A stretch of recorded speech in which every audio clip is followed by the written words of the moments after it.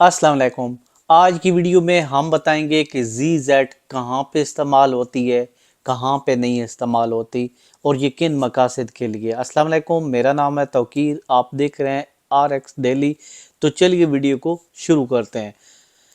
सबसे पहली बात जनाब कि जो लोग जिनकी एलर्जी की वजह से आँखों से पानी बहता है, नाक से पानी बहता है और उनको पौधों से एलर्जी हो जाती है, जानवरों से एलर्जी हो जाती है, उसके अलावा ऐसी बहुत सारी चीज़ें हैं जिनसे उसने किसी चीज़ से एलर्जी हो जाती है, तो वो ये मेडिसन इस्तेमाल कर सकते हैं। बहुत ही आला लेवल की बेहतरीन किस्म की मेडिसन है। इसका फ़ायदा पता है क्या है कि इसके इस्तेमाल का कोई साइड इफ़ेक्ट नहीं है। इसको अगर आप इस्तेमाल करेंगे, एक ही गोली आपने लेनी है पानी के साथ या दूध के साथ, आधे घंटे के अंदर अंदर आपकी एलर्जी ख़त्म हो जाएगी। तो बहुत ही बेहतरीन लेवल की चीज़ है। आज ही इस्तेमाल करें और एलर्जी से छुटकारा पाएँ। मज़ीद मेरा काम होता है मशवरा देना, आपका काम है कि एक दफ़ा डॉक्टर साहब से पूछ के इसको इस्तेमाल करना है।